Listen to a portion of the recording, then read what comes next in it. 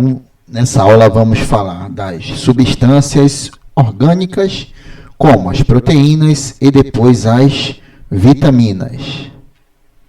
As proteínas, aqui uma representação em computador da estrutura de uma proteína, são compostos orgânicos de alto peso molecular, formadas pelo encadeamento dos aminoácidos. O aminoácido, então, proteína é um polímero e o aminoácido, os monômeros, ou seja, a unidade que forma as proteínas. Representam cerca de 50% a 80% do peso seco de uma célula.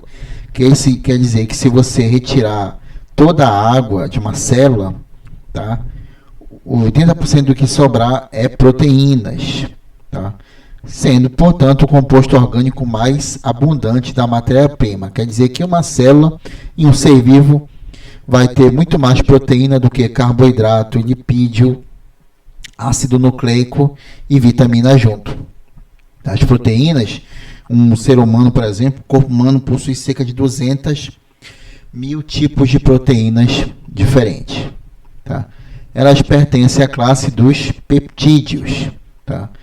Pois elas são formadas por aminoácidos ligados entre si por ligações peptídicas, que são feitas entre o carbono, tá? O grupo amino de um aminoácido, tá? Grupo amino de um aminoácido com o grupo carboxila de outro aminoácido. O grupo amino, ele é o átomo de nitrogênio ligado a 2 de hidrogênio, e o grupo carboxila, carbono ligado a um oxigênio ligado a uma hidroxila. Então, esse grupo amino de um aminoácido com o de outro vai formar a ligação peptídica, formando-se uma amida. Então, essa ligação que une os aminoácidos para formar o polímero, que são as proteínas. Tá? Então, os aminoácidos, as unidades fundamentais. Tá? Todas as proteínas são formadas a partir da ligação em sequência de apenas 20 aminoácidos diferentes. Tá? Além destes 20, existem alguns especiais que só aparecem em alguns tipos de proteínas. Tá?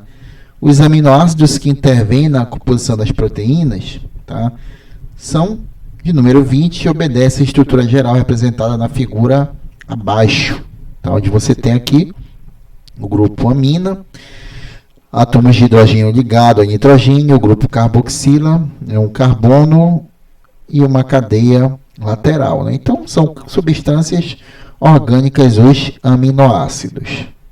Tá? Os vegetais têm grande capacidade de fabricar os 20 aminoácidos necessários para a produção de suas proteínas, já que as células animais não sintetizam todos eles, sendo que alguns devem ser ingeridos com alimentos, de preferência ricos em proteínas. Assim sendo, nós podemos classificá-los em dois tipos, os essenciais, e os não essenciais. Os essenciais vão ser aqueles que não podem ser fabricados pelos animais. Como exemplo, a fenilalanina, a valina, o triptofano, a treonina, a lisina, leucina, isoleucina e metionina. E os não essenciais ou naturais são aqueles que podem ser fabricados. Como exemplo, a glicina, a alanina, a serina, a cisteína, a tirosina, a arginina, ácido aspartico, ácido glutâmico, histidina, asparagina, glutamina e prolina. E é importante ressaltar que para os vegetais, todos os aminoácidos são não essenciais. Tá? E aí fica claro, então, que classificar um aminoácido em essencial ou não essencial depende da espécie que está sendo estudado. Pois um certo aminoácido pode ser essencial para um animal e não essencial para o outro. O homem, por exemplo, ele produz 8 desses aminoácidos. A isoleucina, a leucina, a valina, a fenilalanina, a metionina, a treonina, triptofano e lisina. E os recém-nascidos, além desses, não produz também a histidina. Então existe uma diferença aí em relação à idade no que se refere à produção dos aminoácidos. Tá. Em relação aos níveis de organização, né, falando das estruturas das proteínas, nós temos aí a estrutura primária, que é uma sequência linear de aminoácidos. Aqui, ó, aqui cada aminoácido é representado por uma cor diferente, uma bolinha de uma cor diferente. Ela é dada simplesmente pela sequência de aminoácidos e ligações peptídicas da molécula. É a estrutura mais simples e mais importante, pois dela deriva todo o arranjo especial de uma molécula. Tá? A estrutura primária da proteína, ela resulta de uma longa cadeia de aminoácidos semelhantes a um colar de contas, né? Como a extremidade amino-terminal e uma carboxiterminal. E essa estrutura é destruída por uma hidrólise química ou enzimática de ligações peptídicas, com liberação de peptídeos menores, né, agrupamentos menores de aminoácidos e aminoácidos livres. Né? A sua estrutura é somente a sequência dos aminoácidos, sem se preocupar com a orientação especial, uma vez que ela é uma sequência linear de aminoácidos. Tá? Aqui você já tem a estrutura secundária, né? Um enrolamento helicoidal, né? Que nós chamamos. Né? É dado por um arranjo espacial de aminoácidos próximos entre si, na sequência primária da proteína. É o último nível de organização de proteínas fibrosas, tá? Como as que formam a fibra muscular, mais simples estruturalmente. E essa estrutura ela ocorre graças à possibilidade de rotação das ligações entre os carbonos e a dos aminoácidos de seus grupamentos amina e carboxila. O arranjo secundário de um polipeptídeo ele pode ocorrer de forma regular. Isso acontece quando os ângulos das ligações entre os carbonos e os seus ligantes são iguais e se repetem ao longo do segmento de uma molécula. Tá? Temos aí a estrutura terciária, né, onde a proteína ela dobra-se sobre si mesma. Tá? Ela é dada pelo arranjo espacial de aminoácidos distantes entre si, na sequência de polipeptídeos, que é a união de vários peptídeos. Né? É uma forma tridimensional como a proteína vai se enrolar. Tá? E ocorrem proteínas globulares mais complexas estruturais funcionalmente, como a hemoglobina. Cadeias polipeptídicas muito longas podem se organizar em domínios, né, regiões com estruturas terciárias semi-independentes ligadas entre si por segmentos lineares da cadeia polipeptídica. E os domínios são considerados as unidades funcionais e estrutura tridimensional de uma proteína. E a última estrutura, né, a mais complexa, que é formada pela união de cadeias polipeptídicas, é a quaternária, que surge apenas em proteínas oligoméricas. Né? Ela é dada pela distribuição espacial de mais de uma cadeia polipeptídica no espaço, as subunidades da molécula. Essas subunidades se mantêm unidas por forças covalentes, ligações covalentes, como as pontes de sulfeto, e ligações não covalentes, como ponte de hidrogênio e interações hidrofóbicas. Né? As subunidades podem atuar de forma independente ou cooperativamente do desempenho da função bioquímica da proteína. E aí, como exemplo desse tipo de estrutura quaternária, nós temos de proteínas como a albumina, que é uma proteína do ovo importante para a construção da massa muscular, da fibra muscular, e a queratina, que é uma proteína da pele responsável pela impermeabilização da pele. Okay? Aqui está mostrando um slide mostrando para a gente, né? Aqui dentro de um dedo nós temos vasos sanguíneos, as artérias e as veias, por onde corre o sangue, né? E o sangue ele é vermelho escuro devido aos glóbulos vermelhos, que são essas células achatadas, né? E dentro dessas células, dos glóbulos vermelhos, nós encontramos uma proteína que é a hemoglobina, formada por subunidades, e o núcleo M, que é onde se liga os gases respiratórios, o oxigênio e o gás carbônico, né? Podem se ligar outras substâncias como o monóxido, né? O núcleo M tem afinidade por essas substâncias químicas, tá? E graças a esse formato, tá? Essa estrutura, tá? A proteína hemoglobina é uma proteína de transporte, ou seja, ela pode transportar oxigênio para nossas células e ela receber energia. E aqui nós temos a queratina com a sua cadeia de aminoácidos, ok? As proteínas, né, elas podem sofrer um processo chamado de desnaturação, tá? Que é um processo em que a proteína, a uma temperatura ideal, por exemplo, essa aqui a 36, mais ou menos 36 graus, que é a temperatura do corpo humano, temperatura dos mamíferos e das aves, tá? Se essa temperatura aumentar, né, ela variar em cerca de 20 graus, ou seja, aumentar para 55, essa estrutura ela vai ser perdida, ela vai ser desfeita, né? E a desnaturação, ou seja, a perda da sua forma natural, vai ficar ainda pior quanto maior a temperatura, que já mostra o efeito de uma temperatura de 80 graus, ou seja, um calor muito alto nessa mesma proteína do corpo humano, que ela perde totalmente sua estrutura, e ao perder a sua estrutura, ela pode perder a sua função biológica, tá? A agitação das moléculas, né, devido ao aquecimento, ao fornecimento de energia térmica, pode levar ao rompimento de ligações, que é o que ajuda a cozinhar o ovo, a clara do ovo, por exemplo, né? As proteínas da clara do ovo desnaturam, tá? Se aglomeram, ficando sólidas, formando ovo cozido, tá? E a acidez também, a variação de acidez, né? Colocar uma proteína em um meio mais ácido do que ela suporta, tá? Ou então básico, que é o contrário do ácido, isso pode levar a um rompimento de atrações elétricas, que ajudam a manter a configuração espacial, e é isso que acontece com a formação da coalhada, né? A coalhada nada mais é resultado do que o azedamento do leite, né? E o azedamento do leite é provocado por bactérias que vão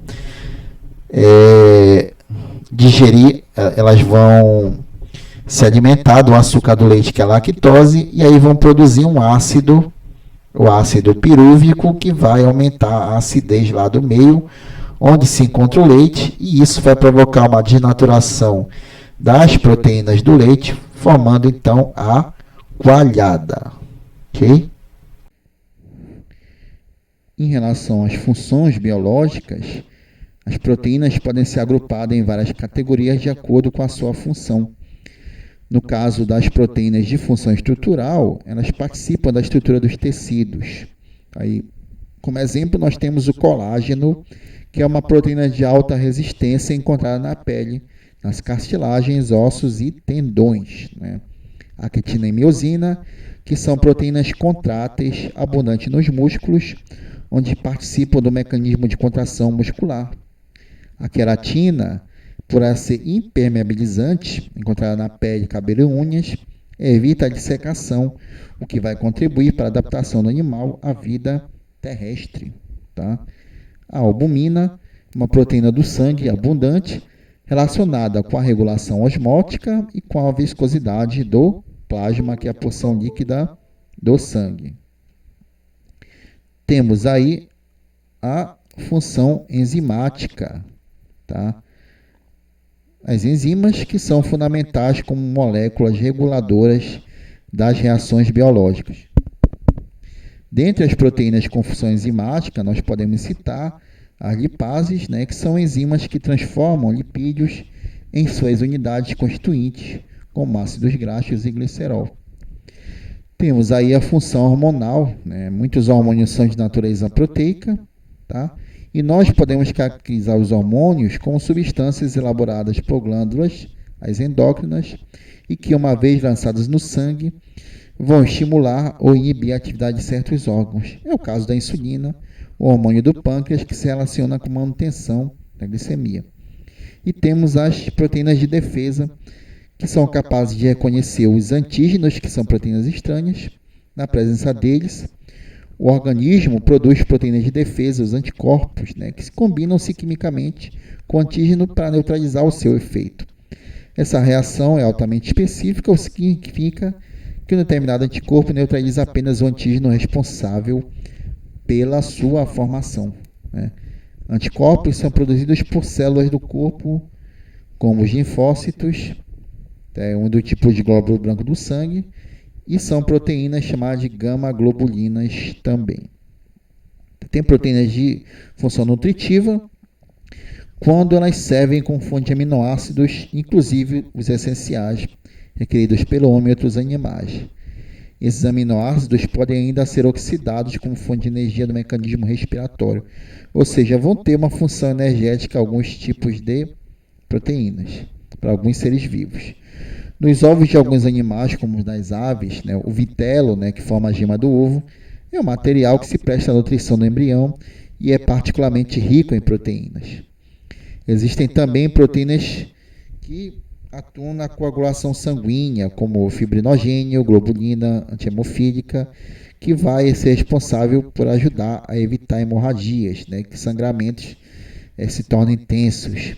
E hemoglobina, que é uma proteína de transporte, responsável por transportar oxigênio no sangue. E aí temos as enzimas, proteínas especializadas na catálise das reações biológicas.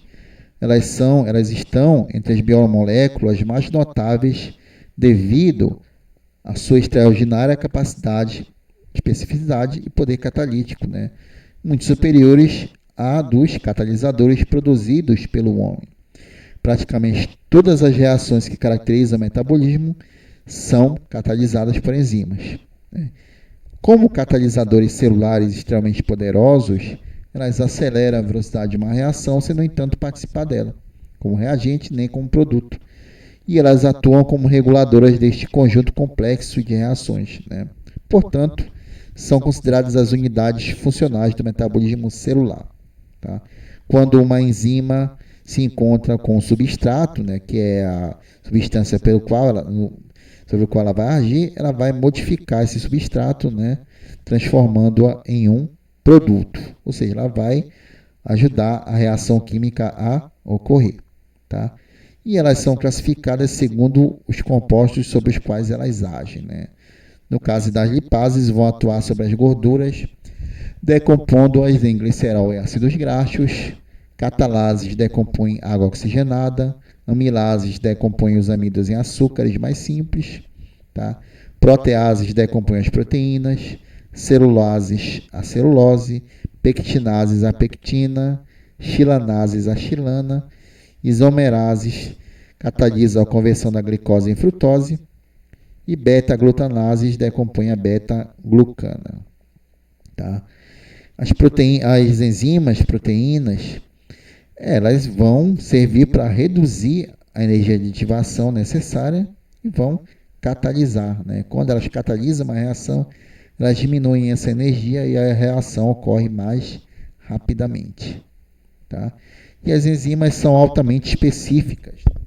O modelo científico para explicar o seu funcionamento é o de chave fechadura, né? Você compra um cadeado e esse cadeado vem com uma chave. E tem que vir com essa chave porque somente essa chave abre esse cadeado. Assim como a lipase, somente lipídios é o produto, são os reagentes dela, né? As substâncias sobre o qual ela vai reagir são os lipídios, né? Então uma lipase não vai conseguir degradar um amido porque ele é um carboidrato, porque é um modelo de encaixe, né? O lipídio se encaixa, a molécula de lipídio se encaixa perfeitamente no centro ativo da lipase. E uma vez encaixada, tá, vai ocorrer a reação química, né? Então a lipase vai ser quebrada em ácido graxo e glicerol, tá? Assim como um amido, né, Se fosse uma amilase, ela ia permitir um encaixe perfeito do amido no seu centro ativo, e aí o amido ia ser quebrado em moléculas menores. Então é assim que as enzimas agem. E elas podem ser afetadas por diferentes fatores físicos e químicos. Um exemplo de fator físico é a temperatura. Tá? No homem, a temperatura ótima de ação das enzimas se dá entre 35 e 40 graus. Tá? Se essa temperatura for aumentada, ou seja, se tu tiver com uma febre acima de 40 graus, né, vai ocorrer maior agitação das moléculas com uma maior possibilidade de choques entre essas enzimas. E isso pode levar ao rompimento de ligações, perda da conformação espacial, ou seja, uma desnaturação da enzima, que é uma proteína, e aí com isso ela vai parar de funcionar, ela não vai conseguir catalisar mais nada, porque o seu centro ativo será modificado. E aí, se a enzima para de funcionar, o metabolismo para, e o metabolismo para de funcionar, o ser humano morre. Tá? Outro fator é a concentração do substrato. Né? Por quê? Porque as enzimas não são infinitas. Né? Nós temos uma certa quantidade em nosso corpo, de cada tipo, e se aumentar muito a concentração do substrato, né, a velocidade não vai aumentar. Tá?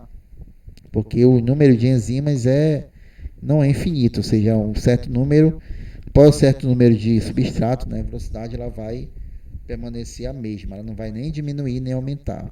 Tá? E outro fator que interfere na atividade enzimática é um fator químico, é o pH, o potencial de hidrogênio iônico. Tá? A pepsina, que é uma enzima que atua na digestão das proteínas, ela vai ter um pH ótimo de 2. Isso quer dizer o quê? Que ela vai funcionar bem, né, de forma bastante eficiente, vai catalisar bem as reações de degradação das proteínas em aminoácidos, se o pH tiver 2, ou seja, tem que estar ácido meio. E é por isso que o estômago produz o ácido clorídrico, que é para manter o pH baixo, que é para a pepsina poder quebrar as moléculas de proteína em aminoácido. Tá? Já se a gente comparar a pepsina com uma outra enzima do corpo humano, que é a pitialina, o seu pH ótimo é neutro, é 7. Tá? Então não tem que ter ácido lá na nossa boca. Por isso que não se produz nenhum ácido, nem qualquer outra substância que vá tornar o pH básico, porque isso vai afetar na nossa digestão, na digestão do amido que se inicia na boca. Tá? E aí vamos falar sobre as vitaminas. Temos que falar também das vitaminas, que são nutrientes necessários em pequeníssimas quantidades. Eles são importantes para o funcionamento das células e dos tecidos, porque as vitaminas atuam como coenzimas, ou seja, elas participam de diversas reações químicas, tornam elas não só possível, como aceleram elas também. Tá? As vitaminas elas devem ser consumidas diariamente. Porém, vale ressaltar que a falta da vitamina na alimentação pode causar doenças conhecidas como avitaminoses, como, por exemplo, a cegueira noturna, o escorbuto e o excesso, né, quando você consome muita vitamina, tá? Isso pode levar a uma hipervitaminose. Por exemplo, uma pessoa que ingere muita vitamina C, tá? Ela pode ter dor de barriga, diarreia, tá? Então deve haver um equilíbrio no consumo de vitaminas, tá? E conforme se dissolvem em água ou gordura, elas são classificadas em hidrossolúveis e lipossolúveis. Lipo vem de lipídio, ou seja, se dissolve em gordura, e hidro, água, ou seja, se dissolve em água. A vitamina C e as do complexo B são hidrossolúveis e lipossolúveis são as vitaminas A, D, E e a vitamina K. Tá? A vitamina A ela é um importante oxidante que protege células contra radicais livres e também ela ajuda a evitar a xeroftalmia, ou cegueira noturna, porque a vitamina A ela ajuda a produzir o retinal, que é uma substância que no nosso olho ajuda a captar a luz. Tá? As principais fontes de vitamina A, nós temos frutas e vegetais de cor forte, né, como a cenoura, a abóbora, o espinafre, e gorduras amarelas de alimentos como fígado, ovos e leite, tá? Essa cegueira noturna, por exemplo, ela pode atrapalhar os caminhoneiros durante a noite, porque com essa doença faz com que eles tenham uma vista turva, tá? E isso pode levar a provocar um seríssimo acidente. Então, por isso que dizem que a cenoura é boa para a vista, porque a cor forte da cenoura mostra que ela é rica em vitamina A. Temos aí a vitamina K, que ela ajuda, por exemplo, né, graças a essa vitamina, ela ajuda na coagulação do sangue, né? E graças a essa vitamina, se você sofrer um cortezinho, um ferimento pequeno, como quando você vai tomar injeção, né, você não perde todo o sangue do seu corpo, porque a sua coagulação no seu sangue está funcionando corretamente. Ela também está envolvida na construção dos ossos, que ajudam na sustentação do nosso corpo, né? Vegetais verdes como folhas e legumes, tá? Couve, brócolis e salsa são exemplo de alimentos que são ricos em vitamina K. Temos aí a vitamina D, que ela pode ser produzida com a ajuda dos raios solares, ou seja, basta você tomar sol durante algumas horas da manhã, de preferência um sol de manhã cedo, que não contém muita UV, radiação ultravioleta, né? E também ajuda a produzir insulina e a manter o sistema imunológico, né? Também ajuda na absorção de cálcio para os ossos e dentes, tá? Podemos encontrar a vitamina D em peixes gordos, né, como o atum e o salmão. E a vitamina E possui várias funções, como prevenção de câncer, doenças cardiovasculares, protege o sistema reprodutor, previne a catarata, né, que é uma doença dos olhos que pode provocar cegueira total, reforça o sistema imune, né, que nos protege contra micro-organismos parasitas, e melhora a ação da insulina, que é uma proteína, um hormônio que ajuda a retirar o excesso de açúcar do sangue. Podemos encontrar a vitamina E nos óleos vegetais, como de amendoim, tá, nas sementes de girassol, amêndoas e vegetais de folha verde escuras.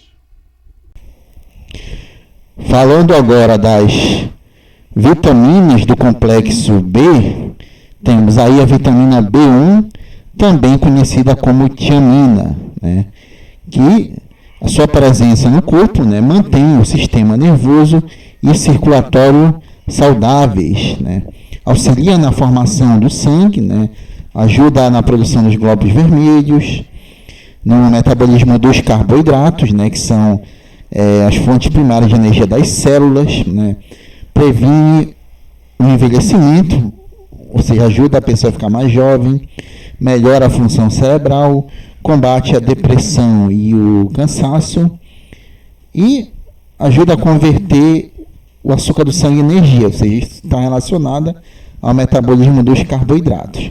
Suas principais fontes são as vegetais de folhas, como espinafre, a berinjela, os cogumelos, grãos de cereais integrais, né, feijão, nozes, né, e também está presente em alimentos de origem animal, o atum, que é um peixe, a carne bovina e das aves.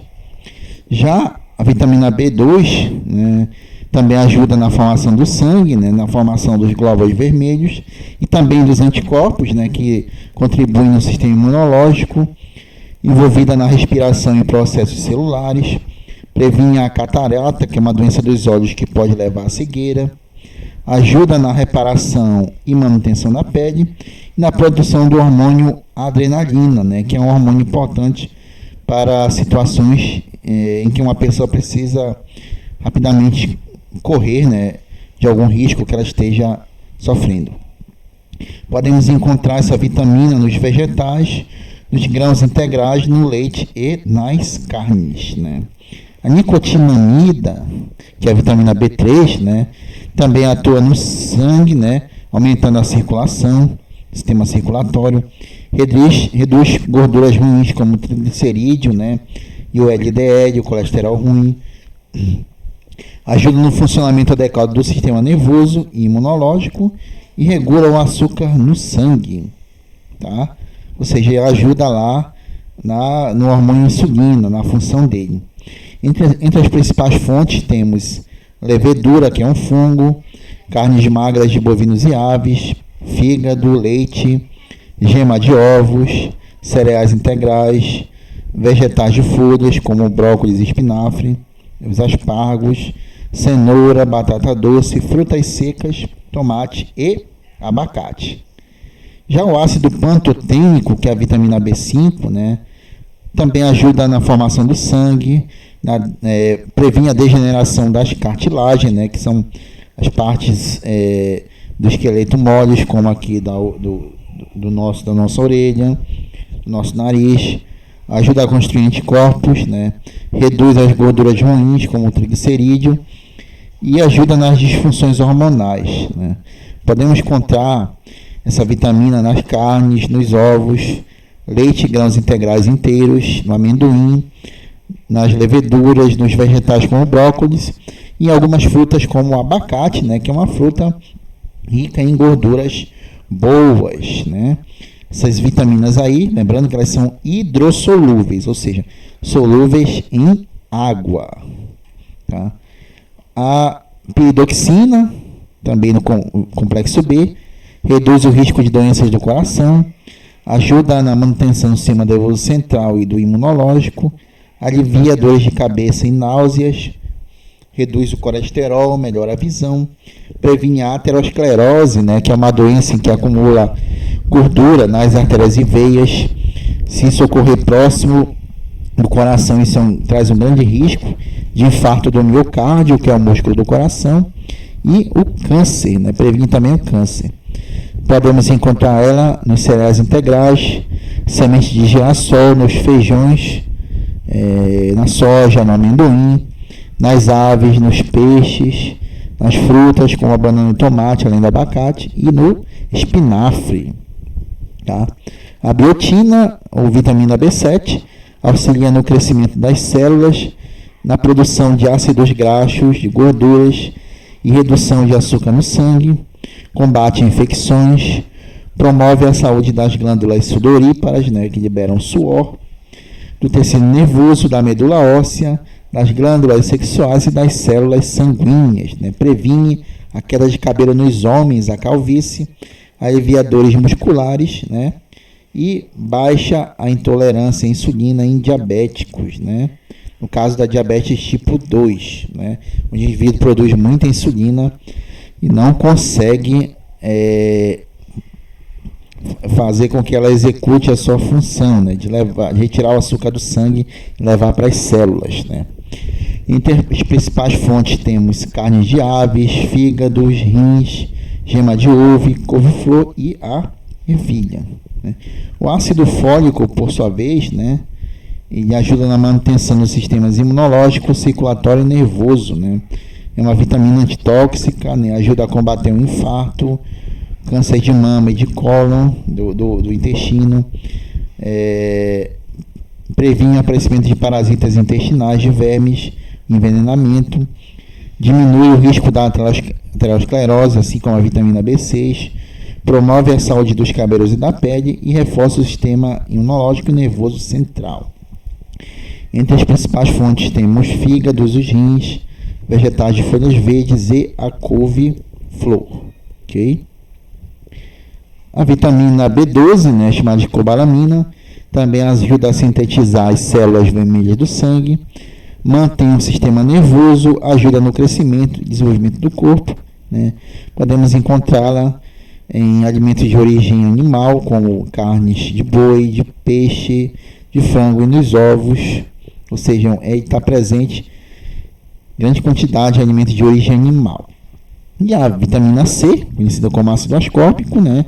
Por essa razão está presente em grande quantidade nas frutas cítricas, frescas, especialmente como a laranja, limão, tomate, abacaxi, tá? Nos vegetais frescos como repolho, couve-flor, espinafre e pimentão, né? E é uma vitamina indispensável para a síntese de colágeno, né? Ajuda a manutenção das funções glandulares e do crescimento, na manutenção dos tecidos, especialmente os sanguíneos, previne o câncer, aumenta a imunidade, ou seja, protege contra infecções. Ela também ajuda a evitar uma doença chamada de escorbuto, né, que é uma doença que acometia pessoas que viviam nas grandes embarcações na época das grandes navegações, em que a alimentação era basicamente carne seca, né, vinho e biscoitos, ou seja, eles não incluíam nenhuma fruta no cardápio.